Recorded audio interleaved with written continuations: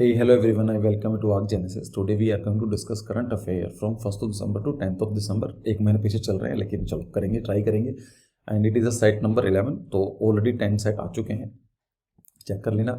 जो आज के इंपॉर्टेंट टॉपिक्स हैं वो है EWS क्राइटेरिया को रिव्यू करने के लिए हमारी गवर्नमेंट ने एक पैनल गठित किया गया है. EWS मतलब economic weaker section. Nizamuddin Basti project है, उसको यूनेस्को हेरिटेज अवार्ड मिला है. देखेंगे क्यों मिला है, कहाँ मिला है. फिर एक बात आती है ग्रेटर ट्रिपल लैंड की. एक न्यू स्टेट की बात चल रही है इंडिया में कि एक नया स्टेट होना चाहिए ग्रेटर ट्रिपल लैंड के नाम से. अब देखते हैं कहाँ पर है वो. फिर हम बात करेंगे प्रोजेक्ट रिहैब के. और भी बहुत सारे करंट अफेयर हैं. But before I start, NATA self guide book launch हो चुकी है. अगर आप उसकी बुक करना चाहते हैं तो इस वेबसाइट पर जाकर आप बुक कर सकते हैं. More than 100 copies has been sold out. पहला करंट अफेयर है कि 1 दिसंबर को हम एड्स डे की तरह रिकॉग्नाइज करते हैं. एड्स का मतलब होता है, क्वेश्चन पूछूंगा आपसे फुल फॉर्म सुनो. So every year the world AIDS day is celebrated on the December 1. 1 दिसंबर को सेलिब्रेट करते हैं. क्यों करते हैं? क्यों to create awareness against the spread of the HIV infection, कि जिससे HIV इन्फेक्शन को के बारे में जानकारी मिल सके, जिससे HIV इन्फेक्शन कम स्प्रेड हो. तो ये it is one of the 11 official global public health campaign of the WHO. WHO full form याद रखिए. WHO मतलब वर्ल्ड हेल्थ ऑर्गेनाइजेशन. ठीक है. अगर हम बात करें इंडिया का स्टेटस क्या है, तो according to the national AIDS control organisation around 2.14 million, मतलब अराउंड 20 लाख के आसपास इंडिया में एड्स के पेशेंट्स हैं. India is home the third largest population of the persons with HIV AIDS in the world after South Africa and Nigeria. मतलब दुनिया में सबसे ज़्यादा एड्स कहाँ पर देखने को मिलेंगे आपको? साउथ अफ्रीका में, सेकंड नंबर पर नाइजीरिया में, और तीसरे नंबर पर अनफॉर्चुनेटली इंडिया में. ठीक है. अगर हम बात करते हैं इन एब्सोल्यूट टर्म, मतलब कितने लोग हैं, लेकिन अगर हम बात करें कि परसेंटेज वाइज तो इंडिया में बहुत कम है. India is not the highest prevalence rate of AIDS. ठीक है. So in 2016 the prevalence rate of AIDS was at 0.3% in India. मतलब 1000 में से 3 लोग आपको एड्स के मिल जाएंगे. This was the 80th highest in the world. तो हमसे ज़्यादा अराउंड 80 कंट्रीज और हैं जहाँ पर एड्स की परसेंटेज ज़्यादा देखने को मिलती है. अब ऐसा क्यों है? क्योंकि हमारी गवर्नमेंट एंटी रेट्रोवायरल ड्रग्स और एजुकेशन पर काफ़ी मेहनत की है. देखते हैं एड्स क्या है. तो आपको पता होना चाहिए एड्स क्यों होता है. First of all it is very general question कि क्यों होता है. HIV के थ्रू. HIV क्या है? Human immuno deficiency virus. ये क्या करता है? ह्यूमन की इम्यूनिटी कम कर देता है. कम क्या, खत्म कर देता है. तो ऐसा कोई प्रॉब्लम नहीं करता है, लेकिन अगर कहीं भी प्रॉब्लम आती है तो हमारी बॉडी, उस जो हमारी बॉडी की इम्यूनिटी है वो खत्म हो गई है, तो हम किसी भी बेसिक डिजीज से डेथ या फिर प्रॉब्लम हो सकती है. So it is a virus. ये भी याद होना चाहिए. It is a virus that attack cells that helps the body fight infection. मतलब जो हमारी बॉडी में सेल्स होती हैं जो किसी भी इन्फेक्शन से रोकती हैं, उनको ख़त्म कर देता है. तो क्या होगा? तो हम लोग बीमार पड़ जाएंगे, और एक छोटी सी बीमारी डेडली या लिथल हो सकती है. So there is no cure but it is treatable by the medicine. तो कोई क्योर तो इसका नहीं है, लेकिन ट्रीट की जा सकती है मेडिसिन के थ्रू. तो ये कैसे फैलता है आपको जानकारी होनी चाहिए. Use of non sterilise syringe and tools. जो सिरिंज होती है, अगर एक को लगाई गई है फिर उसी को यूज़ करा जा रहा है बार बार, और किसी को भी वायरस होगा तो दूसरे पर्सन में फैल सकती है. तो इसलिए आप जब भी कभी कहीं पर भी डॉक्टर के पास जाते हैं तो इनकी जो सिरिंज होती है, इन सब चीज़ों को अपना फ्रेश खुलवाइए, सामने कीजिए, सामने चेक कीजिए. ऐसा ना हो कि एक ही सिरिंज बार बार यूज़ की जा रही हो. ये खासकर तब होता है किसी रूरल एरिया में या विलेज एरिया में. अवेयरनेस होना इसलिए बहुत ज़रूरी है. प्रेगनेंसी ब्रेस्ट फीडिंग के थ्रू हो सकता है. ब्लड ट्रांसफ्यूजन हो सकता है. किसी पर्सन को HIV है और उसने ब्लड डोनेट किया और ये ब्लड किसी और को चढ़ा दिया गया, तो उसके अंदर वायरस फैल जाएगा. ऑर्गन ट्रांसप्लांट हो जाते हैं, लाइक किडनी है, या फिर किसी पर्सन को इन्फेक्टेड था HIV से, उसकी किडनी किसी और में डाल दी गई, तो वहाँ पर प्रॉब्लम आ सकती है. अनप्रोटेक्टेड सेक्स के थ्रू भी हो सकता है. लेकिन याद रखने वाली चीज़ है कि किन चीज़ों से नहीं फैलता है, क्योंकि एकदम से हम लोग डर जाते हैं कि ये तो HIV इन्फेक्टेड है तो उससे दूर रहना है. तो ये पता होना चाहिए. अगर हम उनके साथ खाना खाते हैं, उनके साथ जो यूटेंसिल्स हैं शेयर करते हैं, नहीं फैलेगा. इन्फेक्शन इंसेक्ट बाइट्स, अगर कहीं पर एक मच्छर काटता है तो दूसरा अगर उसने HIV पेशेंट को भी काटा होगा तो किसी पर नहीं फैलेगा. किसी को छूने से, किस करने से नहीं फैलता है. अगर हम उसे कपड़े या नॉर्मल यूज़ करते हैं, टॉवल्स वगैरह, तब भी नहीं फैलता है. और अगर साथ में अगर उनके वॉशरूम वगैरह यूज़ कर रहे हैं तो वहाँ पर भी उससे भी नहीं फैलता है. ठीक है. ये इंपॉर्टेंट क्वेश्चन है, पता होना जरूरी है. आपका क्वेश्चन है कि what is the full form of the AIDS. तो आपको बताना है एड्स की फुल फॉर्म क्या है कमेंट सेक्शन में. नेक्स्ट करंट अफेयर है EWS criteria review panel form. तो ईडब्ल्यूएस का मतलब क्या है? Economically weaker section. ये आपको पता होगा, आज से करीब 4-5 साल पहले की बात है, हमारी गवर्नमेंट ने 10% रिजर्वेशन दे दिया गया था ईडब्ल्यूएस के लिए, इकोनॉमिकली वीकर सेक्शन। ये हमेशा एक डिबेटेड टॉपिक रहता है कि क्या कोटा देना जरूरी है, लाइक रिजर्वेशन। जिनको रिजर्वेशन मिलता है वो हमेशा उसको प्रमोट करते हैं, उनको रीज़न क्या है उनको भी ठीक से नहीं पता है। जो लोग इसके अगेंस्ट है उनको भी नहीं पता है कि उनको क्यों उसको हिट करते हैं, उसको पसंद नहीं करते हैं। अगर आप देखेंगे कि ये हमारा इंडिया ऐसा कंट्री नहीं है जहाँ पर रिजर्वेशन सिर्फ हमारी कंट्री में दिया जाता है। Most of the countries they are having some kind of the reservation, कहीं ना कहीं प्रमोशन टाइप की चीज़ें रखते हैं वे। लेकिन अगर हम बात करें रिजर्वेशन ऐसा कॉन्सेप्ट गलत नहीं है, इट इज़ दी लाइक ये एक प्रोग्रेसिव समाज का एक पार्ट है। लेकिन हम ये भी नहीं कह सकते हैं कि जो इंडिया में हो रहा है एकदम परफेक्ट है। तो ऐसा जो आइडियोलॉजी है या जो एक कोटा या रिजर्वेशन का जो मेथड है वो गलत हो सकता है, लेकिन ऐसा जो ये रिजर्वेशन है वो पूरा का पूरा खराब नहीं है। ठीक है, कभी इसके बारे में बैठ कर बात करेंगे रिजर्वेशन, तो काफ़ी डिबेटेबल टॉपिक है। तो government of India recently form an economically weaker section review panel. देखो 10% रिजर्वेशन दिया गया था। अच्छा, रिजर्वेशन क्यों दिया गया ईडब्ल्यूएस लोगों के लिए, इकोनॉमिक वीकर सेक्शंस के लिए? अपने इंडिया में रिजर्वेशन मिलता है कास्ट के नाम पर, लाइक कि कोई एससी हैं, एसटी हैं, ओबीसी हैं, विमेन हैं, चिल्ड्रंस हैं, तो एक कास्ट के नाम पर रिजर्वेशन मिलता है। ठीक है, अब इसका मतलब ये नहीं है कि जिनको, लेट्स से एग्जांपल लेते हैं एसटी का, ऐसा नहीं है कि 100% जो एसटी हैं वो सब लोग गरीब हैं, उनको रिजर्वेशन की जरूरत नहीं है। सेम चीज़ लागू होती है अगर कोई जनरल कैटेगरी में आता है, तो उसका मतलब ये नहीं है कि उसको पैसे की कमी नहीं है या फिर उसको कोटे की जरूरत नहीं है। तो हमारी गवर्नमेंट ने ये सोची कि जो हायर कास्ट के जो लोग हैं, अगर वे एक लिमिट से कम पैसे कमाते हैं, उनकी अर्निंग कम है, तो इकोनॉमिकली उनको रिजर्वेशन दे देना चाहिए। ठीक है, तो 10% रिजर्वेशन दिया गया था। So the panel will look into the criteria of 10% reservation for the economically weaker section in government job and education institution. तो ये पैनल क्या काम करेगा? वो चेक करेगा कि 10% कम है, ज़्यादा है, या क्या करना चाहिए। कहाँ के लिए? जो 10% रिजर्वेशन दिया गया है गवर्नमेंट जॉब्स के लिए और एजुकेशन इंस्टीट्यूशंस के लिए। जब कॉलेज के अंदर रिजर्वेशन होता है, अगर आप अप्लाई करेंगे नाट आउट जेई में या बीटेक किसी भी कॉलेज में जाएंगे, तो 10% रिजर्वेशन ईडब्ल्यूएस के लिए रखा जाता है। तो ये पैनल काम क्या करेगा? The panel will review the criteria determining EWS category. पहले तो ये बताएगा कि ईडब्ल्यूएस कैटेगरी के अंदर क्या क्या क्राइटेरिया है, मतलब कौन ईडब्ल्यूएस में आएगा और कौन नहीं आएगा। It will examine approach followed in identifying the EWS category. फिर ये चेक भी करेगा कि कौन सी अप्रोच होनी चाहिए, कि हम कैसे कर सकते हैं कि लेट्स से कि एक एनुअल इनकम देखी जा सकती है, या फिर हम लोग ये भी चेक कर सकते हैं उनके एसेट कितने हैं। अब मान के चले एक फार्मर है, उसके पास 4-5 ट्रैक्टर्स हैं और उसके ज़मीन बहुत कम है, लेट्स से उसकी इनकम है ही नहीं ज़्यादा दिखाने के लिए, तो चेक करना पड़ेगा कि क्या हम उसको ईडब्ल्यूएस मानेंगे या नहीं मानेंगे। ये काम किसका है? पैनल का होगा। It will analyse and recommend a new criteria to identify the EWS in section in the country, कि बताएगा कि ये तरीका गलत है, इसको कैसे हम इम्प्रूव कर सकते हैं। The panel was formed following the Supreme Court query to the Government of India. Supreme court ने क्या हुआ कि एक्चुअली सुप्रीम कोर्ट ने इंडियन गवर्नमेंट से क्वेश्चन पूछा। ये पूछा गया कि on what rationally the central government is fixing the quota eligible at 8 lakh. तो ऐसे एक रैंडम क्वेश्चन आया सुप्रीम कोर्ट के पास। उन्होंने ये पूछा कि ईडब्ल्यूएस आपने बना दिया, ठीक है, कॉन्सेप्ट अच्छा है, लेकिन ये 8 लाख का कहाँ से लाइन आई है? लाइक 8 लाख क्यों, 7.5 क्यों नहीं है, 8.5 क्यों नहीं है? तो ये 8 लाख जो अभी क्या है कि जो कोई फैमिली है, अगर उनकी एनम इनकम जो है 8 लाख से कम है, तो उनको ईडब्ल्यूएस में मान लिया जाता है। तो 8 लाख का जो लाइन है क्यों आई है? For person to be levelled under OBC his income limit should be less than 10 lakh per annum. This was question by the supreme court. ठीक है, तो अब ये पैनल देखेगा इसको, फिर बताएगा। जब इसकी रिपोर्ट आएगी हम उसको तब डिस्कस कर लेंगे। How is the EWS identified currently? अभी अगर हम बात करें कि ईडब्ल्यूएस में कौन कौन लोग आते हैं, ये है कि अब apart from the above said 8 lakh criteria the following person, मतलब 8 लाख का तो क्राइटेरिया है, और भी कई सारे क्राइटेरिया आते हैं। मतलब क्या है? अगर उनकी 5 एकड़ एग्रीकल्चर लैंड है, या फिर ऑनिंग residential plot of 1000 square feet, अगर उनके पास 1000 स्क्वायर फीट का जो रेजिडेंशियल प्लॉट है, ऑनिंग residential plot of 100 square feet in notified municipalities, मतलब शहर में अगर 100 स्क्वायर फीट का 100 स्क्वायर फीट का लैंड है, owning residential plot of 200 square yard in area other than notified municipalities are not eligible to get 10% EWS quota। मतलब अगर किसी के पास 8 लाख से ऊपर पैसे इनकम आती है, या उनके पास ये सब चीज़ें अवेलेबल हैं, 5 एकड़ ज़्यादा ज़मीन है, 1000 स्क्वायर फीट से ज़्यादा रेजिडेंशियल प्लॉट है, और अगर 100 से, तो उनको EWS में नहीं माना जाता है। ठीक है,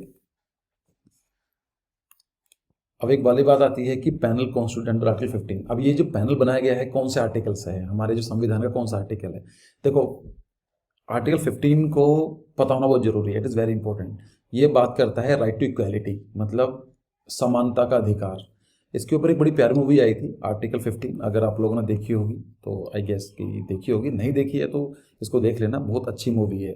ऐसी मूवीज़ देखनी चाहिए क्योंकि हमारा रियलिटी पता चलती है, हमारे माइंड है ना एकदम से ओपन होता है। हम लोग यस और नो में नहीं कर सकते हैं कि रिजर्वेशन गलत है या सही है, तो ऐसी मूवीज़ देखने का फ़ायदा होता है। अच्छी मूवी थी, आप देखिए इसको, काफ़ी रियलिटी इसमें दिखाई गई है। क्या करता है आर्टिकल 15, ये क्या बोलता है, देखो article 15 of the government constitution of India 1949 का जो हमारा संविधान है 1949 का ही है, लेकिन उसको 2 महीने डिले किया गया था, जो 26 जनवरी 1950 में लागू किया गया था। ये क्या काम करता है, prohibition of the discrimination on ground of religion, race, caste, sex और प्लेस ऑफ बर्थ। ये आर्टिकल 15 मना करता है सरकार को कि सरकार डिस्क्रिमिनेट नहीं कर सकती है, किसके नाम पर, एक धर्म के नाम पर, रिलीजन के नाम पर, रेस के नाम पर, आप कौन सी रेस में आते हैं, आपकी कास्ट क्या है, आपका सेक्स क्या है, और आप कौन सी जगह पर पैदा हुए हैं, इन चीज़ों के हिसाब से डिस्क्रिमिनेट नहीं कर सकती। मतलब क्या है, अगर एक पर्सन तमिलनाडु का हुआ है, पैदा है, और एक पर्सन लेट्स से कि यूपी का रहने वाला है, उसका birth of place of UP है, उन दोनों के बीच में सरकार डिस्क्रिमिनेट नहीं कर सकती है। ना ही कोई लड़का है लड़की है, मतलब सेक्स के नाम पर कर सकती है, ना ही कास्ट के नाम पर कर सकती है, ना ही रिलीजन के नाम पर, हिंदू है मुस्लिम है, सरकार की नज़रों में सब लोग सेम है।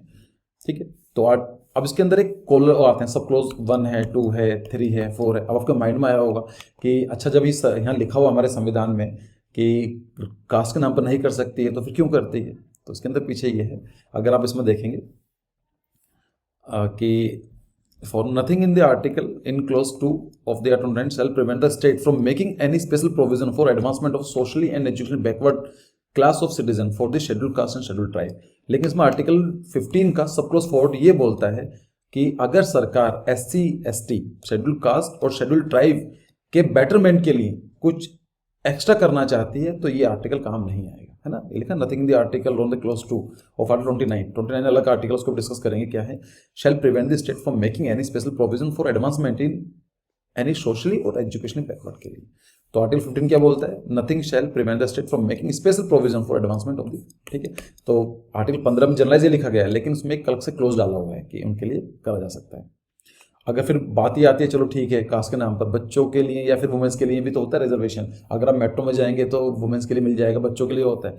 तो आर्टिकल 15 का सब क्लोज जो 3 है वो यही बोल रहा है कि nothing in this article shall prevent the state from making any special provision for women and children. तो हमारा जो कॉन्स्टिट्यूशन है बहुत ही ज़्यादा इंटरेस्टिंग है, और कभी कभी मेरा सच में ऐसा मन करता है कि इसके ऊपर एक मैं प्लेलिस्ट बनाऊं, अलग से डिस्कस करूं पूरा का पूरा कॉन्स्टिट्यूशन, लेकिन चलो इतना टाइम मिल नहीं पाता है। अभी करंट अफेयर की वीडियोस हमारी इतनी डिले आ रही हैं। फिर नेक्स्ट करंट अफेयर है कॉस्ट ऑफ लिविंग इंडेक्स 2021। मतलब क्या है, द इकोनॉमिक इंटेलिजेंस यूनिट, ये क्या है, एक ऑर्गेनाइजेशन है EIU, recently release cost of living index. तो ये बता रही है कि कहाँ पर आप कहीं पर रुकते हैं उसकी कॉस्ट कितनी पड़ेगी रहने की, cost of living. According to the report Tel Aviv of Israel is the most expensive city in the world. तो उनके हिसाब से जो तेल अवीव है ये इजराइल का एक सिटी है, तो वो सबसे ज़्यादा महंगा है। तेल अवीव जो है क्या है, अगर हम इंडिया की बात करें तो वी रिकॉग्नाइज तेल Aviv is the capital of Israel. मतलब हम एज ए इंडियन हम ये मानते हैं कि तेल अवीव जो है वो इजरायली कैपिटल है। और अगर आप USA वाले पर्सन से पूछेंगे तो बताएगा नहीं, तेल अवीव नहीं है, वो क्या है, जेरूसलम है। तो अलग अलग कंट्रीज की खुद की रिकॉग्निशन है। तो तेल Aviv is the world most expensive city, it was followed by the Paris. तो दूसरे नंबर पेरिस आता है और सिंगापुर तीसरे नंबर पर आता है। लास्ट ईयर पेरिस सबसे नंबर 1 पर था। 2021 Zurich and Hong Kong were at the 4th and 5th place. तो ज़ूरिक कहाँ पर है, स्विट्जरलैंड में। हांगकांग क्या है आप जानते हैं क्या। Overall the upper ranking was dominated by the developed Asian cities and European cities. Of course कोई सिटी ज़्यादा डेवलप्ड होगी तो वहाँ पर महंगा होगा, अगर आप गांव में रहते हैं उसकी कॉस्ट ऑफ लिविंग कम आएगी, मुंबई रहते हैं तो ज़्यादा आएगी। The lowest ranking was occupied by the cities Africa, क्योंकि अफ्रीका के कंट्रीज बहुत ही गरीब हैं, तो मिडिल ईस्ट हो गया, और less wealthier part of the Asia जैसे इंडिया। अगर हम बात करें none of the Indian city top for the 20 rank, first 20, मतलब शुरुआत के 20 सिटीज के अंदर इंडिया में कोई भी सिटी नहीं आता। ठीक है, फिर आता है Nizamuddin Basti project gets to UNESCO heritage award. तो निज़ामुद्दीन बस्ती प्रोजेक्ट क्या है, उसको यूनेस्को हेरिटेज अवार्ड क्यों मिला है, ये करंट अफेयर बन जाता है और स्पेसिफिकली नाटा और जेई के लिए। तो पढ़ते हैं इसके बारे में। The UNESCO recently presented to heritage award of the Nizamuddin Basti project. The project was awarded for its conservation effort. तो ये क्यों मिला गया है, क्योंकि इसको कंजर्वेशन एफर्ट के लिए दिया गया है। It was awarded with the special recognition of the sustainable award and award of excellence. तो कौन कौन से अवार्ड मिले हैं, sustainable award and the award of excellence. क्या है ये निज़ामुद्दीन बस्ती प्रोजेक्ट? तो निज़ामुद्दीन आप जानते हैं कहाँ पर है, न्यू दिल्ली में है। The project restored more than 20 historic monument located around 40th century Sufi saint Hazrat Nizamuddin Auliya. मतलब मोर देन 20 हिस्टोरिक जो मोन्यूमेंट्स हैं वो खराब हो रहे थे, उनको रिस्टोर किया गया है। जो किससे मिलती है, सूफी सेंट हजरत निज़ामुद्दीन औलिया, उन्हीं के नाम से निज़ामुद्दीन पड़ा हुआ। मेट्रो रेलवे स्टेशन भी है और आप वहाँ पर एक दरगाह भी, बड़ी फेमस दरगाह है। Nizamuddin area consist of Humayun's Tom. अब इसमें क्या क्या चीज़ आती है, उसमें हुमायूंस टॉम आता है, बटेश्वर वाला टॉम आता है, tomb 16th century poet Rahim Khan. These reasons were segregated and damage. ये क्या हुआ था कि धीमे धीमे लोगों ने उसको खराब कर दिया, उसको वेदरिंग होती चली गई, ध्यान नहीं दिया। So they were also renowned by the Nizamuddin Basti project. ये सारा का सारा प्रोजेक्ट उसमें आता है। ये कब स्टार्ट हुआ था, ये 2007 में स्टार्ट हुआ था by Aga Khan trust of culture, जिसके अंदर मतलब ASI का ही एक ट्रस्ट है, Aga Khan trust of culture में, और Delhi urban heritage foundation and Delhi municipal corporation का। आपको याद क्या रखना है, नहीं सॉरी, ये Aga Khan trust of culture, ये अलग ऑर्गेनाइजेशन है। और साथ में कौन कौन काम कर रहा है, Aga Khan trust of culture, ASI archaeological survey of India. ये क्वेश्चन आया था, फुल फॉर्म पूछी गई थी लास्ट ईयर, तो ये क्वेश्चन पूछती है जेई पेपर 2 में। Delhi urban heritage foundation and Delhi municipal corporation. Objective of Nizamuddin Basti project, क्या ऑब्जेक्टिव थे? The Nizamuddin Basti project is an urban renewal project. ये क्या है, अर्बन रिन्यूअल प्रोजेक्ट रहा है। It successfully unified the segregated zone of 7th century old settlement of the Nizamuddin Basti and surrounding 70 एकड़। तो ये निज़ामुद्दीन है, उसके 70 एकड़ के आसपास की जो लैंड है उसका रजिस्ट्रेशन प्रोग्राम चलाया गया। It integrated socio economic development, conservation and environmental development objective in this area. ठीक है। So it unified 3 major site, namely Sunder nursery है, निज़ामुद्दीन बस्ती है और हुमायूंस टॉम है। अगर बात चली हुमायूंस टॉम की तो पढ़ लेते हैं इसको।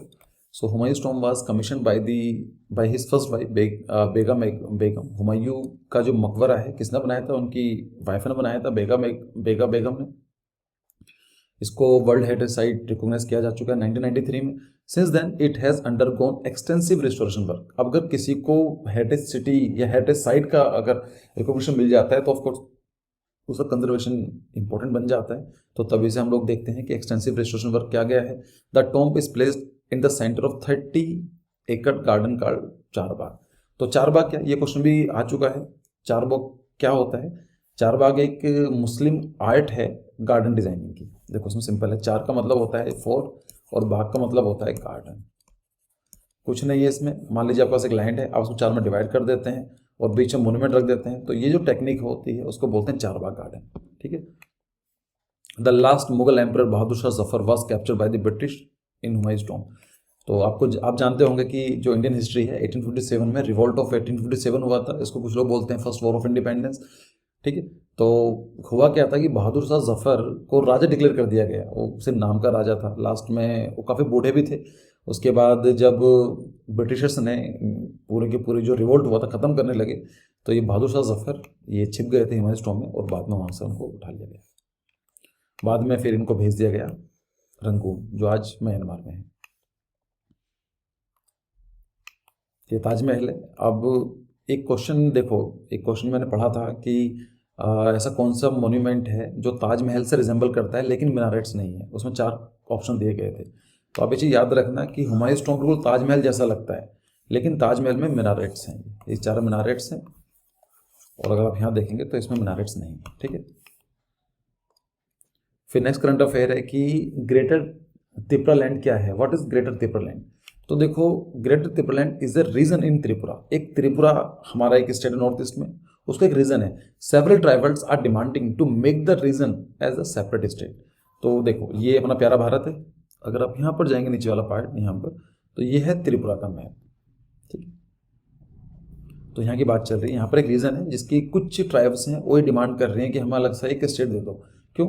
क्योंकि उनको ऐसा लगता है कि उनकी आइडेंटिटी क्राइसिस है, आइडेंटिटी लॉस होती जा रही है, जो गवर्नमेंट है हमारी बात सुन नहीं रही है। So we want to have a separate state जहाँ पर हमारी खुद की सरकार हो और हमारे जो सरकार है हमारे ही तरह काम करे, हमारे लिए काम करे।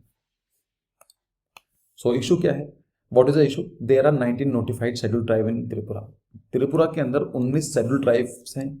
Among this 5.92 lakh are Tripuris 1. ये सब हमारे किसी काम का नहीं, बस जानकारी होनी चाहिए। This 3 tribes groups are the major tribes in India. Some of the minor tribes group have joined hands and form Tripura Motha, TIPRA। मतलब क्या है? Tripuria Indigenous Regional Alliance and IPFT, Indigenous People Front of Tripura, political parties. These parties are now arguing that they want a separate state for their survival and existence. उनको ऐसा लग रहा है कि जो मेजोरिटी में है वो हमारा कल्चर खत्म कर रहे हैं, तो हमें एक नया एक स्टेट चाहिए जहाँ पर हमारी पॉपुलेशन मेजोरिटी में हो और हमारी गवर्नमेंट है। ठीक है। फिर आता है कि 6 दिसंबर को महापरिनिर्वाण दिवस की तरह मनाया जाता है। क्यों? ये आप जानते हैं कि the death anniversary of the doctor Bhimrao ji Ambedkar which falls on December 6 is dubbed as Mahaparinirvan Diwas. तो 6 दिसंबर को अम्बेडकर जी की डेथ एनिवर्सरी है, उनको हम महापरिनिर्वाण दिवस की तरह मानते हैं।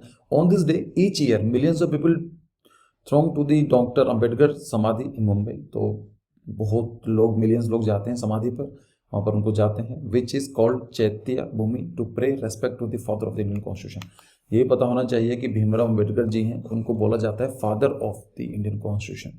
कुछ लोग उनको बोलते हैं मॉडर्न मनु, ठीक है, कुछ लोग बोलते हैं architect of the Indian constitution, same word है ये अम्बेडकर जी के लिए। This year due to the ongoing pandemic the Maharashtra government has urged people to refrain from visiting this site and also the day staying home. तो Maharashtra government ने ये बोला है कि कोविड है तो आप प्लीज़ घर पर रहिए, साइट पर मत आइए, और आप वहाँ से ही उनको श्रद्धांजलि दे सकते हैं। फिर एक बात आती है कि महापरिनिर्वाण का मतलब क्या है।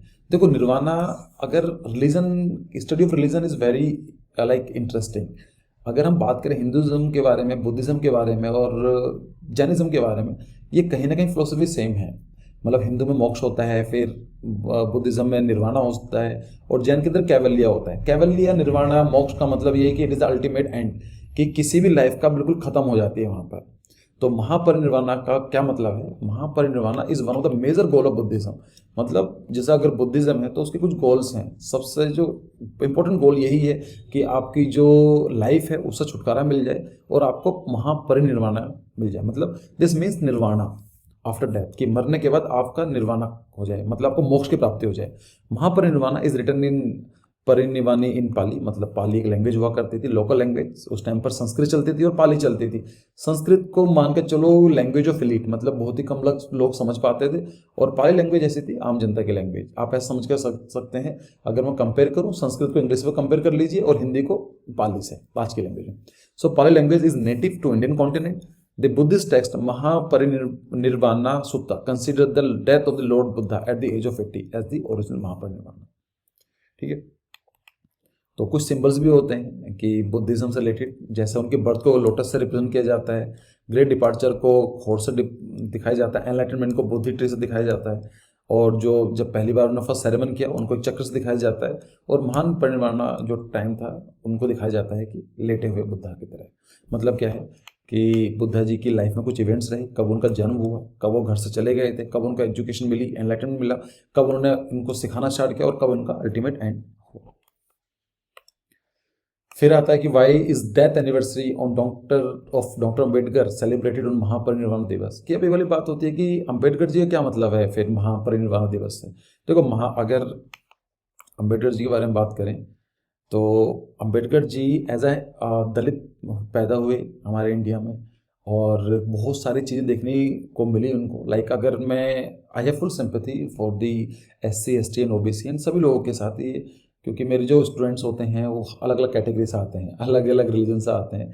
तो आज हम जो डिस्क्रिमिनेशन देखते हैं SC ST OBC इसके अगेंस्ट, आज के कंपैरिजन में लाइक मैं सोच सकता हूँ कि it should be more than 1000 times. अगर उन 100 साल पहले की बात करें, आज के टाइम में डिस्क्रिमिनेशन बहुत कम होता है। लाइक मेरे जितना फ्रेंड सर्कल है तो मुझे नहीं लगता है कि मेरे फ्रेंड सर्कल में कहीं डिस्क्रिमिनेशन के बारे में बात आती है किसी से भी। लेकिन मैं समझ सकता हूँ कि जो लोग रूरल फैमिली से आते हैं वहाँ पर आज भी है, लेकिन जो आज आपको डिस्क्रिमिनेशन फेस करना पड़ रहा है वो आज शायद मुझे लगता है 1% से भी कम है जो डॉक्टर भीमराव अम्बेडकर जी ने फेस किया। क्यों? क्योंकि उनका जन्म एक दलित परिवार में हुआ और उनका कुछ कहना सुनना था नहीं, तो उन्होंने ये चीज़ फील करी। अगर आप उनके बारे में पढ़ेंगे तो आपको पता चल जाएगा। एक न्यूट्रल होकर पढ़िए आप, चाहे आप किसी भी कैटेगरी से आते हैं, आपको लगेगा कि जो उन्होंने फेस किया शायद इतना कोई भी नहीं कर पाएगा। अगर हम लोग कोई मुझे गलत बोलेगा, मैं एक बार बात करूँगा, दोबारा बात नहीं करूँगा, लेकिन उनकी पूरी लाइफ टाइम उनको डिस्क्रिमिनेट किया गया, गलत बोला गया, लेकिन उन्होंने एजुकेशन नहीं छोड़ी, बहुत मेहनत करी और आज उनको बोला जाता है आर्किटेक्ट ऑफ इंडियन कॉन्स्टिट्यूशन। जितने भी राइट्स वुमेन्स को मिल रहे हैं, जितने भी राइट्स एक दलित समाज को मिल रहे हैं, सब उन्हीं की देन है। तो क्या हुआ था, doctor Ambedkar died in a few days after completing his work. उन्होंने एक बुक लिखी थी, उसका नाम था बुद्धा एंड हिज धम, मतलब धर्म नहीं था, it was Dhamma. So the Buddha and his Dhamma. और जब ये बुक उन्होंने लिखी उसके बाद ही उनकी डेथ हो गई थी। And also he converted to Buddhism after studying the religion for year together. मतलब रिलीजन देखा कि बुद्धिज्म, हिंदुज्म में उनको कभी फेथ नहीं रहा, कभी पसंद नहीं करते थे, क्योंकि उनको काफ़ी फेस करनी पड़ी थी प्रॉब्लम। तो उनका मानना यह था कि मेरा जन्म एज ए हिंदू तो हुआ है, लेकिन मैं एज ए हिंदू कभी नहीं मरूंगा। तो उन्होंने काफ़ी रिलीजन की स्टडी करी और रिलीजन स्टडी करने के बाद उन्होंने देखा कि बुद्धिज्म सबसे अच्छा रिलीजन लगा उनके हिसाब से, तो उन्होंने लास्ट में जाकर कन्वर्ट हो गए थे। तो उसी के नाम पर ये आता है। अच्छा, अगर हम, ये बड़ा प्यारा क्वेश्चन है कि अंबेडकर जी से रिलेटेड, कि उनको हिंदुज्म से प्रॉब्लम थी। क्यों प्रॉब्लम थी? क्योंकि वहाँ पर इक्वालिटी नहीं थी। The society was divided in 4 वर्ण। इरेशनल लॉजिक, कोई लॉजिक नहीं है डिवाइड करने का, लेकिन था। तो ये चीज़ समझ में आती है। वो एक ऐसा रिलीजन ढूंढ रहे थे जहाँ पर इक्वालिटी हो, लेकिन इक्वालिटी तो जैनिज्म में भी है, मुस्लिम में भी है और बुद्धिज्म में भी है। तो लेकिन ऐसा क्या था कि उन्होंने बुद्धिज्म चूज़ करा? अगर इसका जवाब हो आप मुझे बताइए, मैं देखूंगा आपको कितना पता है, नहीं तो किसी दिन मैं वीडियो में डिस्कस कर लूँगा इनके बारे में। ठीक है, अंबेडकर जी के बारे में देख लेना। Ambedkar is called as the father of the constitution of India. He was the first minister of the law and justice of independent India. तो ये पहले मिनिस्टर बने थे, minister of law and justice, although he was not in Congress, and is consider as a chief architect of the constitution of India. और उनको बोला जाता है chief architect of the Indian constitution. He was an Indian economist, jurist, social reformers, and politician. He inspired several Dalit Buddhist movement and fought against social discrimination toward the untouchabilities. जो untouchabilities हुआ करते थे उनके लिए काफ़ी उन्होंने मेहनत की। He owned doctor its economics from University of London and Columbia University. Last में आकर 1956 में ही converted to Buddhism and invited mass conversions, मतलब अकेले नहीं हुए, 5-6 लाख लोगों को लेके कन्वर्ट हुए जो लोग दलित थे। And he was awarded the Indian highest civilian award. India का सबसे बड़ा जो अवार्ड है जो आपको मुझे मिल सकता है एज अ सिविलियन, वो है भारत रत्न। तो ये भी उनको मिला हुआ है 1990। फिर आता है प्रोजेक्ट रिहैब। क्या है rehab? So project rehab is reducing elephant human attack using bees. So reducing elephant human attack using bees is was recently launched in Assam. तो ये क्या है? तो उसको बोला जाता है कि द प्रोजेक्ट, ये असम में लॉन्च हुआ है, the project rehab created bee fencing. मतलब बी फेंसिंग दिखाऊं क्या होती है? दी हनी बी जो होती हैं, जो मधुमक्खियाँ होती हैं, honey bees, in these fences thwarted elephant attack in the human habitation. देखो, सपोज करो ये एक फॉरेस्ट है और यहाँ पर एक सोसाइटी रहती है, ठीक है। अब एक एलिफेंट है, उसको थोड़ा ना पता है कि यहाँ पर मेरा एरिया नहीं है, उसको सेम लगता है, उसको तो नहीं पता कि यहाँ पर स्टेट अलग हो गया, कंट्री अलग हो गई है, या फिर एक अलग टेरिटरी हो गई है। तो देखा जाता है कि जो एनिमल्स होते हैं वो कभी कभी इस रीजन में आ जाते हैं, और जब रीजन में आते हैं, यहाँ पर ह्यूमन्स रह रहे हैं, यहाँ पर एनिमल्स हैं, आपस में आएंगे तो क्या होगा? कॉन्फ्लिक्ट होता है। उसमें नॉर्मली क्या होता है, कभी ह्यूमंस को लॉस हो जाता है कि एनिमल्स आते हैं ह्यूमंस को मार देते हैं, कभी कभी क्या होता है ह्यूमंस भी एनिमल को नुकसान पहुंचाते हैं। तो अब इसके पीछे रीज़न बहुत सारे हो सकते हैं कि ऐसा क्यों होता है। इसको बोलते हैं एनिमल ह्यूमन कॉन्फ्लिक्ट। क्यों होते हैं ये एनिमल ह्यूमन कॉन्फ्लिक्ट? एक तो रीज़न ये है कि जो ये सोसाइटी है, अब वहाँ की पॉपुलेशन इंक्रीज होती जा रही है, तो ये एरिया बढ़ता जा रहा है, एक टाइम पर ऐसा एरिया हो जाएगा, तो it is called as the grabbing of the forest land by the humans. कि ह्यूमन की जो ह्यूमंस ने जो फॉरेस्ट की लैंड है उसको ग्रैब करना स्टार्ट कर दिया है। दूसरा क्या हो सकता है रीज़न? ग्लोबल वार्मिंग है। यहाँ पर जो एनिमल्स है, जो उनको खाना यहाँ पर मिल रहा था, अब due to global warming and climate change यहाँ पर नहीं मिल पाता है, तो क्या करेंगे? For the search of the food वो यहाँ पर आते हैं। तीसरा रीज़न होता है, दिया जा सकता है कि इंक्रीज ऑफ द यहाँ पर कैटल्स वगैरह इजीली मिल जाती हैं। आज के लोग डोमेस्टिकेशन पे ज़्यादा ध्यान देते हैं, गाय भैंस साथ में रखते हैं। जब गाय भैंस साथ रखेंगे तो एनिमल्स भी इनकी तरफ आते हैं, not the elephants but the tigers and other animals, वो भी आते हैं। कई सारे रीज़न और भी हो सकते हैं कि लाइक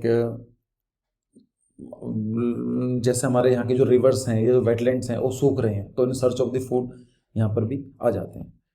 ठीक है, और so they dissuade the elephants without harming them. मतलब क्या है कि एलिफेंट अगर अटैक कर दिया, लाइक ये एनिमल एलिफेंट यहाँ पर घूम रहे हैं और यहाँ पर अटैक कर दिया है, तो एक तरीका तो ये उनको मार कर भगा दो, इसमें नुकसान होगा। लेकिन बीच में क्या होता है कि इट इज़ लाइक कि elephant without harming them, it is cost effective method as compare to the erecting fence और डिगिंग ट्रेंचेस। अब कई सारे तरीके किए जाते हैं कि आपने क्या करा, फेंस लगा दिए जिससे एनिमल्स यहाँ पर ना आए, या फिर क्या करा आपने गड्ढा खो दिया यहाँ पर कि पानी से क्रॉस ना कर पाए। उससे आसान है और कॉस्ट इफेक्टिव है। Simultaneously it increase honey production and increase farmer income. दूसरा क्या होगा कि इससे फार्मर की इनकम भी बढ़ेगी, क्योंकि वो हनी फार्मिंग करने लगे हैं, वो शहद बनाने लगे हनी के लिए। And also the project helps to address climate change issues by the regenerating forest cover. तो काम कैसे करता है ये, and how does the project works. Under the project the bee boxes are placed in the premises of the human habitation. मतलब क्या है, यहाँ पर ह्यूमंस रहते हैं और ये पूरा जंगल है, तो यहाँ पर क्या करेंगे, यहाँ पर बी बॉक्स रख दिए जाएंगे आसपास के एरिया में। They are placed as fences, मतलब जैसे एक फेंस की तरह रख दिए जाते हैं। अराउंड 15 से 20 boxes are placed around the habitation that is to be protected. मतलब ये हम प्रोटेक्ट करना है तो हम क्या करेंगे, यहाँ पर बॉक्सेस रख देंगे। द बज of the bees irritate the elephant the most. और जो ये मधुमक्खियाँ होती हैं एलिफेंट को इरिटेट करती हैं, वो नहीं आते हैं। They fear that the honey bees might sting them in their trunk and eyes. अब एलिफेंट को लगता है कि जो मक्खियाँ हैं उनके जो ट्रंक है उसमें जा सकती हैं या फिर आंखों में काट सकती हैं। And therefore they do not walk ahead of the boxes, तो वो बॉक्स से ज़्यादा क्रॉस नहीं करते हैं। The box are connected with a string.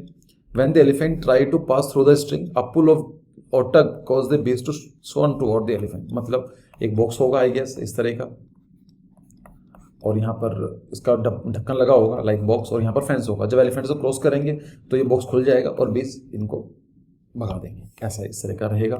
अगर हम बात करें, ऐसा कोई लगाए जाते हैं जैसा प्रोटेक्ट करने के लिए, ये प्रोटेक्ट करना है तो यहाँ पर बॉक्स लगा दिए गए, यहाँ फेंस लगे हुए हैं। अब एलिफेंट जब भी आएंगे तो बीज इनको क्या करेंगे, परेशान कर देंगे। So the elephant will not enter in this protected area. Simple तरीका है, कोई ज़रूरी नहीं है कि बहुत ही ईजी तरीका भी हम लोग कर सकते हैं। अब क्वेश्चन ये आता है कि इनकी ज़रूरत क्या है, like what is the need of this kind of the project. अगर हम बात करें बिटवीन 2014 एंड 2019, मतलब 5 साल के अंदर 403 एलिफेंट डेथ हुई हैं। Around 403 death occur due to elephant. Elephant की मतलब इंसानों की डेथ हुई है by the due to the elephant human conflict. 390 death occurred in Orissa. सबसे ज़्यादा कहाँ पर देखने को मिली हैं, 400 के आसपास तो उड़ीसा में देखने को मिली हैं, और 349 झारखंड, 332 इन असम। तो आप समझ सकते हैं। Also around 500 elephant died in human elephant conflict in the last 5 years. और ऐसा नहीं हुई है, जैसा हमने डिस्कस किया था कि ह्यूमंस ही मारे जाते हैं या फिर एनिमल्स मारे जाते हैं, दोनों तरफ से ही है। तो अगर हम बात करें 500 एलिफेंट भी इनकी डेथ हो चुकी है ड्यू टू ह्यूमन एलिफेंट और ह्यूमन एलिफेंट कॉन्फ्लिक्ट। 2 साल पहले ये भी काफ़ी न्यूज़ में था कि elephant ate pineapple stuffed with crackers in Kerala. एक एलिफेंट, ये एक प्रेग्नेंट एलिफेंट थी, और लोगों ने क्या किया, लाइक इन केरला की बात थी, यहाँ पर एक पाइनएप्पल है, पाइनएप्पल के अंदर फायर क्रैकर्स डाल दिए गए और इसको पता नहीं था, उसको लगा कि पाइनएप्पल है। और जब इस एलिफेंट ने खाया तो उसका काफ़ी लाइक उसका पूरा का पूरा फेस डैमेज हो गया था। एंड वो डिलीवर करने वाली थी, लाइक सी वॉज प्रेग्नेंट, और अल्टीमेटली उसने किसी को हार्म नहीं किया। और पानी में जाके, शायद आपने इंसिडेंट सुना होगा, अगर नहीं सुना होगा तो इसको पढ़ना है, ये काफ़ी आपको आइडिया लगेगा कि काफ़ी हार्ट टचिंग इंसिडेंस था, है ना। लोगों ने बोला कि she did not harm a single human being even when she ran in search pain in the street of the village, she did not crush a single home, this is why I said she is full of goddess. तो लोगों ने काफ़ी उस time ये काफ़ी news रही थी, like newspaper में, मूवीज़ नहीं कह सकते, न्यूज़पेपर हो गया या टीवी चैनल्स में या फिर न्यूज़ चैनल में काफ़ी इसको कवर किया गया था। पढ़ना इसके बारे में। फिर आता है कि US boycott Olympics. The US government recently announce the boycott of the Olympics 2022। तो विंटर ओलंपिक्स की बात चल रही है, तो यूएसए ने बोला है कि हम लोग इसको बॉयकॉट करेंगे। The Olympics 2022 is to be held in Beijing मतलब China. The USA side that China's human right atrocities is the main reason for the boycott. अब कोई कंट्री मना कर रहा है कि हम उनके जो ओलंपिक्स है वहाँ नहीं जाएंगे, तो रीज़न देना पड़ेगा। रीज़न दिया गया है कि ह्यूमन राइट्स वायलेशन या फिर एट्रोसिटीज़ की वजह से। The USA has name the boycott as a diplomatic boycott. उन्होंने बोला है कि डिप्लोमेटिक बॉयकॉट है। क्या है डिप्लोमेटिक बॉयकॉट, क्या होता है? देखो, व्हाट इज डिप्लोमेटिक बॉयकॉट? आई गायब हो गया। It means that USA is not sending any official and diplomatic representation to the participate in the Olympics. कि यूएसए से हम लोग को डिप्लोमेट, कोई राजदूत या फिर हम कैसे ऑफिशियल नहीं भेजेंगे, लेकिन अगर कोई यूएसए से कोई एथलीट है वो जाना चाहे तो जा सकता है। However USA is allowing the American athlete to participate in the Olympics. इसको कैसे समझो आप ऐसे समझो कि आईपीएल इंडिया अनाउंस करता है हर साल। आईपीएल के अंदर एक कंट्री वो मना कर रही है कि हम तो पार्टिसिपेट नहीं करेंगे, उसको बोलेंगे डिप्लोमेटिक बॉयकॉट। हाँ, वो ये बोल रही है कि अगर हमारे प्लेयर्स जाना चाहें तो जा सकते हैं, लेकिन ऐसा हम रिप्रेजेंट नहीं करेंगे। और बेटर एग्जांपल होगा ICC world cup. Let's say कि श्रीलंका बोलता है कि हम बॉयकॉट कर रहे हैं आईसीसी वर्ल्ड कप को, तो उसने बोला कि हम अपनी टीम भेजेंगे ही नहीं, ठीक, उसको बोलते हैं डिप्लोमेटिक बॉयकॉट। अब क्यों हो रहा है डिप्लोमेटिक बॉयकॉट? तो कैसा रीज़न दिए गए हैं। एक तो ये है कि situation in Taiwan and Tibet. तो आप जानते हैं कि तिब्बत और ताइवान के अंदर क्या क्या इशू चल रहे हैं। ताइवान, और कुछ लोग ये बोल रहे हैं कि विद इन 2 और 3 ईयर्स चाइना ताइवान को ख़त्म करने वाला है, अटैक करने वाले हैं, बड़ा अटैक होने वाला है। तो ताइवान को सिर्फ 15 कंट्रीज ही ऐसे हैं जो रिकॉग्नाइज करते हैं एज अ सेपरेट कंट्री। हम लोग भी रिकॉग्नाइज नहीं करते हैं। चाइना ये बोलता है कि या तो आप हमें रिकॉग्नाइज करो या फिर ताइवान को रिकॉग्नाइज करो। तो चाइना इतनी बड़ी पावर है तो किसी की हिम्मत नहीं है, सॉरी टू से, लेकिन ये बात सच है कि चाइना को काउंटर करने की हिम्मत किसी में भी नहीं है। तो इसलिए यूएसए हो चाहे इंडिया हो, लाइक दुनिया के अंदर 197 कंट्रीज हैं। Out of 197 countries I guess it is 15-16 countries जो ताइवान को रिकॉग्नाइज करते हैं। अदरवाइज, और वो भी वो छोटे छोटे कंट्रीज हैं। सर्च करो, देखना, नेट पर चेक करो, वीडियो को पोस्ट करके Taiwan country who recognise Taiwan, तो आपको 15 कंट्रीज मिलेंगे। एंड आई एम श्योर कि आपको 15 में से 12 कंट्रीज का नाम भी ज़्यादा नहीं सुना होगा आपने। द क्रैकडाउन, दूसरा ये बोला गया है कि हांगकांग में प्रोटेस्ट हुए 2 साल पहले, तो क्रैकडाउन इन हांगकांग। एंड तीसरा, abuse of the minority Muslim Uyghurs in Xinjiang. तो जो इंडिया के पास वाला जो रीजन है यहाँ पर, ये अपना इंडिया, तो जो ये वाला रीजन है यहाँ पर जो मुस्लिम उइगर्स हैं उनके ऊपर जो एट्रोसिटीज़ हैं उनकी वजह से यूएस ने बॉयकॉट किया है। यूएसए बॉयकॉट ऑलरेडी पहले भी कर चुका है 1980s। Previously, the USA boycotted the Olympics completely in 1980. Then the boycott was to protect against the Soviet Union military presence in the Afghanistan. तो उस टाइम पर ये था कि रशिया मतलब सोवियत यूनियन में ओलंपिक्स होने थे और उन्होंने अफगानिस्तान पर अटैक कर दिया गया था, लाइक, तो मिलिट्री प्रेजेंस थी वहाँ पर, अपनी आर्मी भेज दी, तो उनके प्रोटेस्ट में कर दी। The Soviet troops invaded Afghanistan supporting the Afghan terrorism government. The Soviet then remain in Afghanistan till 1989। तो in 1980 around 60 country refuse to compete in Olympics along with the USA. तब यूएसए अकेले नहीं था, तब अराउंड 60 कंट्रीज ने मना किया था, जिसमें China, Japan, Israel, Canada and West Germany थे। उस टाइम पे जर्मनी 2 हुआ करते थे, वेस्ट जर्मनी, ईस्ट जर्मनी। जैसे ईस्ट पाकिस्तान वेस्ट पाकिस्तान हुआ करता था ना, ऐसा ही। चलो, एक इंटरेस्टिंग क्वेश्चन आपके लिए, how many medals has India won in winter Olympics since it beginning. कि जो 2 तरह के ओलंपिक्स होते हैं, मैंने वीडियो बनाई थी, आप उसको चेक कर लेना लास्ट ईयर। तो समर ओलंपिक्स होते हैं, विंटर ओलंपिक्स होते हैं। अभी सुना होगा टोक्यो ओलंपिक्स चल रहे थे, फिर विंटर, अभी कैसा ओलंपिक्स आ गए, तो समर थे और ये विंटर है। तो वीडियो आपको मिल जाएगी, सर्च करोगे तो मिल जाएगी। मुझे याद नहीं है कि कहाँ पर थी, लेकिन सर्च करना Olympics organisation, you will get the full video. तो आपको बताना है कि इंडिया ने विंटर ओलंपिक्स में कितने मेडल्स जीते हैं। मैं आपको ऑप्शन दे देता हूँ, 0, B 10, C 12, D 38। आपको जवाब देना है ABCD में। Interesting question. फिर आता है हॉर्नबिल फेस्टिवल। तो हॉर्नबिल क्या है? एक तरह की चिड़िया है, देखो ये the hornbill festival which is called the festival of festival. उसको बोला जाता है कि festival of festivals. It is a 10-day annual cultural fest of Nagaland. तो कहाँ पर सेलिब्रेट किया जाता है? नागालैंड, नॉर्थ ईस्ट में एक हमारा एक प्यारा सा स्टेट है that showcases the rich and diverse Naga ethnicity through folks dances, traditional music, local cuisines, handcraft, art workshop, etc। ठीक है, तो 1 दिसंबर से स्टार्ट हो गया था। तो कब होता है? 1 दिसंबर से स्टार्ट होता है। कब, क्यों? क्योंकि उस दिन उसको नागालैंड को सेपरेट स्टेट बनाया गया था। जैसा पेपर लैंड की बात चल रही है, तो किस दिन बन गया तो उसको बोलेंगे foundation day, statehood day. So every year the Hornbill Festival is celebrated between 1st December to 10th December in the northeast region and the state of the Nagaland. The festival is named after the Indian Hornbill bird. अभी कैसी होती है? It is a large and colourful forest bird. आप देखो कितनी प्यारी bird है, इतनी बड़ी सी बर्ड है. This festival is named after the bird as it displayed in folklore of the most of the tribals in the state of the Nagaland.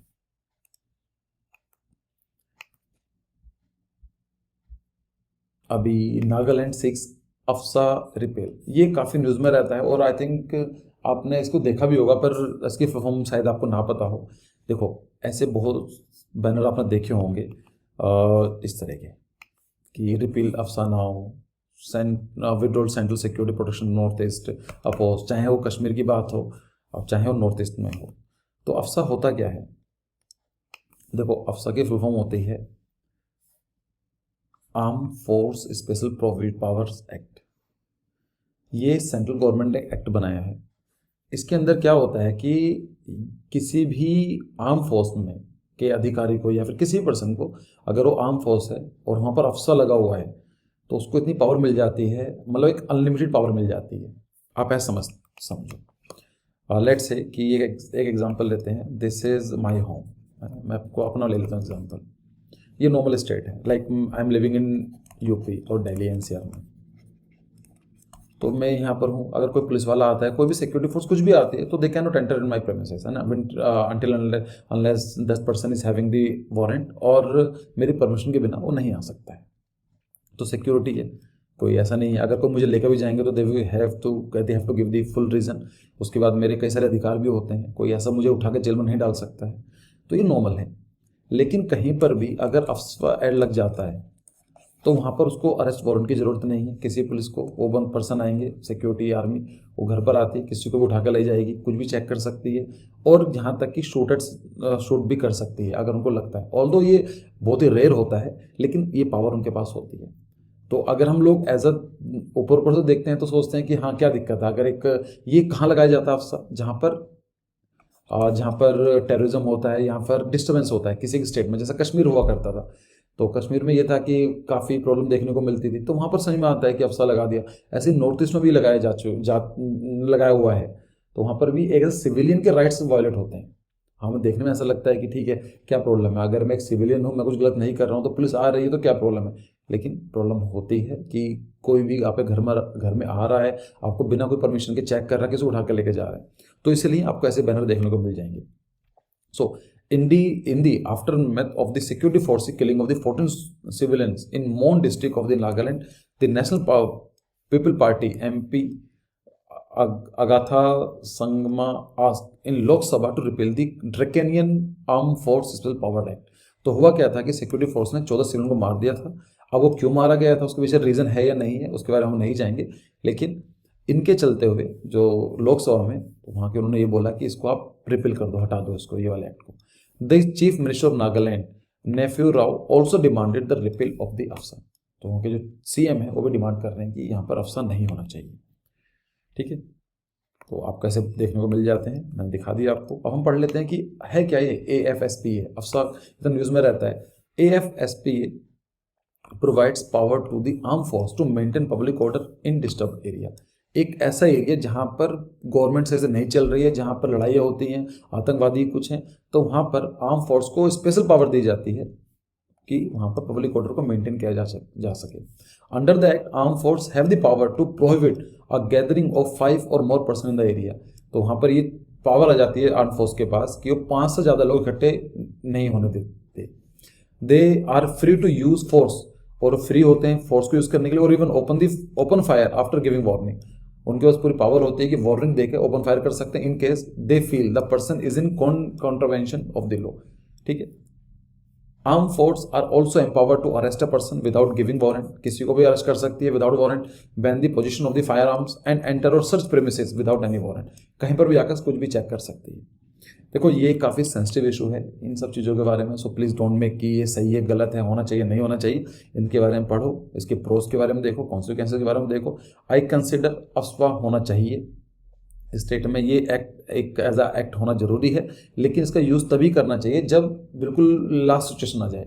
इसका मतलब ये नहीं है कि जो एक एरिया के अंदर अच्छी फैमिली रह रही है, जिनको अपने काम से मतलब है उनको परेशान किया जाए। ठीक है, फिर आता है कि वर्ल्ड इनइक्वालिटी रिपोर्ट 2022 हाइलाइट्स क्या है। इनइक्वालिटी का मतलब क्या होता है? असमानता। आप ऐसा समझो कि आप एक, दिस इज योर हाउस और यहाँ पर आपका दूसरा पड़ोसी है, आप महीने के 10 लाख रुपए कमा रहे हो और वहाँ का दूसरा पर्सन है 9 लाख रुपए कमा रहा है, उसको बोलेंगे इनइक्वालिटी। ठीक है, तो जैसे यहाँ पर एक अच्छी फोटोग्राफ में दिखाया गया है, ठीक, जैसे ये है, ऑक्सफैम की रिपोर्ट आई थी कि the top 1% control 46% of the world health. मतलब दुनिया में अगर हम 1% पॉपुलेशन है, वो पूरी दुनिया की 46% पैसे को होल्ड करते हैं। France based world inequality lab published इस report title world inequality report 2022। Report notes that top 1% of the India's population own more than 1/5 of the total national income in 2021. Sorry, इस रिपोर्ट के हिसाब से कि जो हमारे इंडिया में भी जो 1% पॉपुलेशन है, वो अराउंड 20% हमारे इंडिया की वेल्थ को कंट्रोल करते हैं।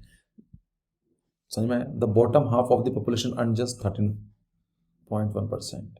मतलब और इंडिया की 50% पॉपुलेशन जो गरीब पॉपुलेशन है, वो सिर्फ 13% को करती है। आप समझ सकते हो कहाँ 50%, 13% और 1% 20%। इसको बोलते हैं इनइक्वालिटी।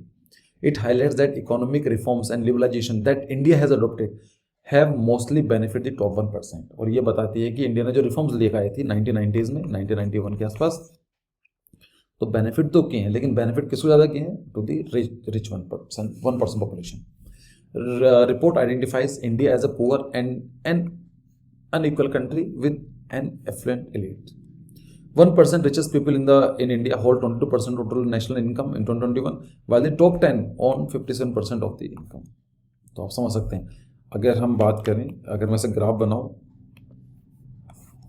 ये सपोज करते हैं ये हमारी 100% पॉपुलेशन है, जो 1% पॉपुलेशन है उनके पास है 22%, और टॉप 10 जो % पॉपुलेशन है, इनको मिला के उनके पास है 57%, और जो लास्ट की 50% पॉपुलेशन है ये वाली, उनके पास सिर्फ 13% है। तो आप समझ सकते हैं कि कितनी इनइक्वालिटी।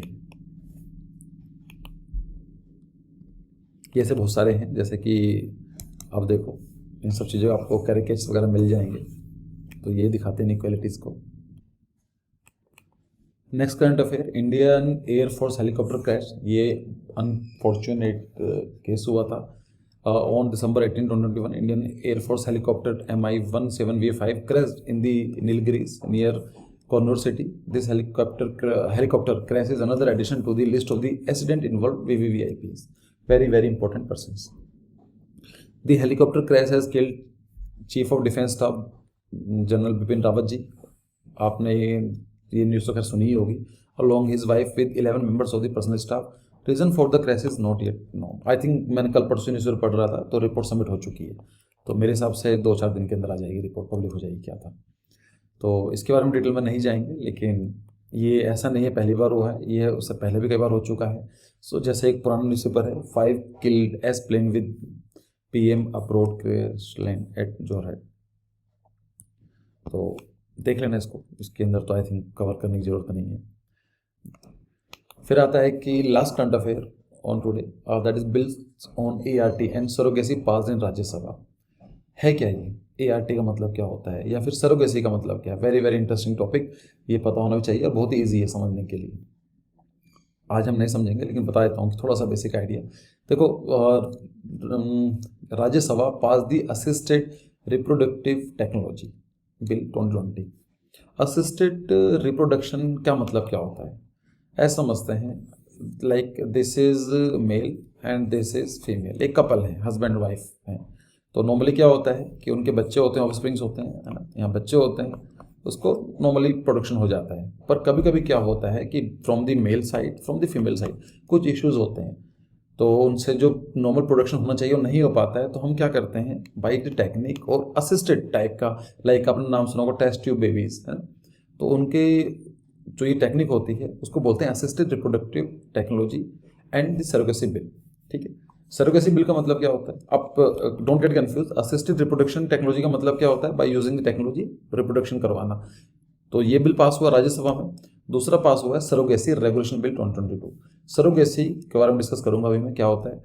तो ये बिल पास किया गया। In the absence of the opposition on December 18 the bill has excluded single man, living couples and LGBTQ community.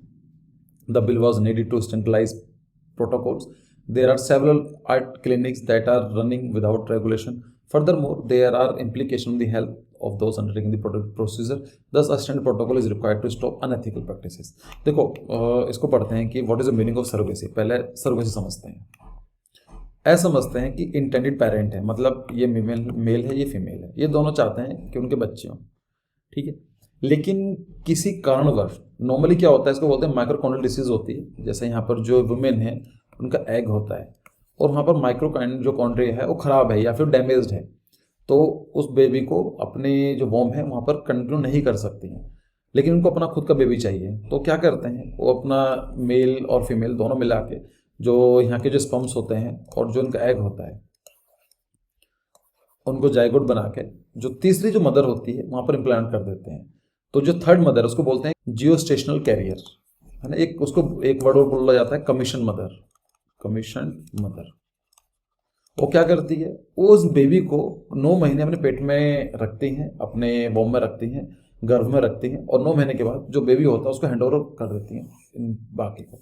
तो उनका क्या होता है कि जो प्रॉब्लम थी मदर को, या नॉर्मली मदर की तरफ से होता है, तो अगर जो बच्चे खुद अपना नहीं कर पा रहे थे, उनको खुद का बच्चा चाहिए था, सो उनको अपना बच्चा मिल जाता है, ठीक है। अब ये देखने में तो अच्छा लगता है कि सही है कि कोई एक इनफर्टाइल कपल है और उनको खुद का बेबी चाहिए लेकिन उनको नहीं हो पा रहा है, so this is a very good thing ये करने के लिए। लेकिन every coin has a two face, एक अच्छा बुरा फेस भी होता है। कुछ लोग क्या करते हैं, अब अच्छा एक इस बीच में क्या होता है, जो ये मदर थी कमीशन मदर या जो मदर थी वाले, इनको क्या फ़ायदा होता है सिविल से कि मुझे 5 लाख रुपीज़ दे दो या 10 लाख रुपीज़ दे दो और मैं ये काम कर लूँगी। तो दोनों का फ़ायदा था। इसमें क्या था, इन कपल का फ़ायदा होता था कि like they will get the baby, और इस मदर का क्या होता था कि उनको 5-10 लाख रुपए ईजिली मिल जाते थे। अब इसमें क्या था, ये तो ठीक लगता है, लेकिन वही वाली बात है, कभी कभी क्या होता है जो रिच पीपल होते थे, रिच क्लास पीपल, वो क्या करते थे कि 10 लाख वाली बात है तो व्हाट दे विल डू कि वो बच्चा अपना चाहते हैं लेकिन वो पेन लेना, जो लेबर पेन होता है वो नहीं चाहते हैं। तो क्या करेंगे, किसी को मदर को हायर करेंगे किसी पुअर फैमिली में से, और उनको जाकर बोल देंगे उनको 10 लाख रुपये मिल जाएंगे। तो यहाँ पर कहीं ना कहीं मिसयूज़ हो रहा है, और उसको बोलेंगे कि it is showing the power of the money, है ना। जैसा आपने नाम सुना होगा कि शाहरुख खान या आमिर खान ने जो बेबी करवाया वो भी सरोगेसी से कराया है। तो कहीं ना कहीं ये भी अनएथिकल है। ऑल्दो बहुत सारे ये it's a very like detail topic, इसको हम डिस्कस करना चाहेंगे तो काफ़ी कुछ डिस्कस कर सकते हैं। कई सारी चीज़ ऐसी होती है कि एक बना दिया गया कि कॉन्ट्रैक्ट साइन हुआ, उसके बाद क्या हुआ कि पैसे 10 लाख की बात हुई, 10 लाख से 5 लाख कर दिए गए, ये पैसे नहीं दिए गए, ये भी चीज़ आती है। फिर एथिकल इशू ये भी आ जाता है कि जो ये मदर है उसने भी तो 9 महीने रखा है ना अपने एक बेबी को, तो उसकी भी तो अटैचमेंट हो जाएंगे उस बच्चे से, तो ये भी एथिकल इश्यूज आते हैं। उसके बाद भी कई सारे इश्यूज हैं। और ये जो केस एक्चुअली स्टार्ट कैसा हुआ था, as far I can remember, एक कपल था और couple came from Japan to India, और उसने बोला कि वी वांट सरोगेसी। इंडियन जो वुमेन है वो सरोगेसी के लिए अच्छी मानी जाती हैं, क्योंकि यहाँ क्लाइमेट अच्छा है, यहाँ का हेल्थ इंफ्रास्ट्रक्चर अच्छा है। और वो कपल आया जापान से और को हायर किया, एंड विद इन 9 मंथ, अब 9 महीने के बाद तो बच्चा होगा, ठीक है, with in 9 month they got separated.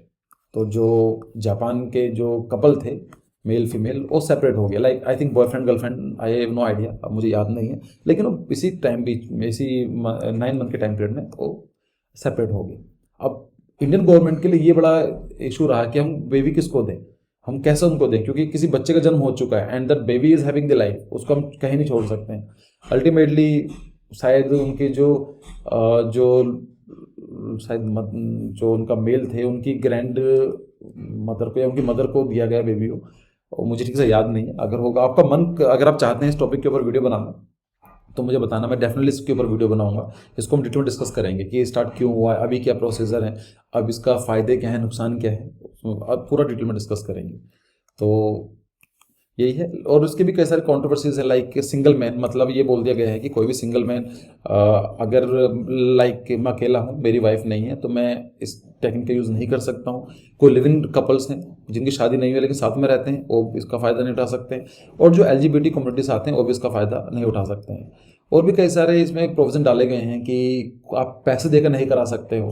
तो ये कॉमर्शियल सरोगेसी बंद कर दी गई है। अब ये बोल दिया गया है कि नॉट कॉमर्शियल सरोगेसी, बट इसका नाम ऑल्ट्रुस्टिक सरोगेसी अलाउड कर दी गई है। मतलब कि कपल है, अगर उनकी फैमिली में कोई मदर बनने के लिए तैयार है, वो जो बेबी को रखने के लिए तैयार है, तो वो कर सकती है। लेकिन सिर्फ वो लाइफ टाइम में एक बार ही सरोगेट मदर बन सकती है और 5 साल का वेट करना पड़ेगा फॉर द कपल। ऐसा नहीं है कि मेरी शादी हुई और मैं अगले दिन ही मैं सरोगेसी कराने के लिए चला गया। मतलब 5 साल का वेट करो, अगर आपको बच्चे नहीं होते हैं तो आप उसको यूज़ कर सकते हैं। तो काफ़ी बड़े प्रोविजंस हैं, अगर आप चाहते हैं तो उसको मैं डिस्कस करूँगा, मुझे बताना, ठीक है। लेकिन वो ये 1-2 बच्चे कमेंट करते हैं तो फिर इतनी मेहनत लगती है वीडियो बनाने में, तो इसलिए फिर मोटिवेशन में नहीं आ पाता है। लेकिन चलो बताना मुझे। तो आई गेस काफ़ी लंबा वीडियो हो गया है।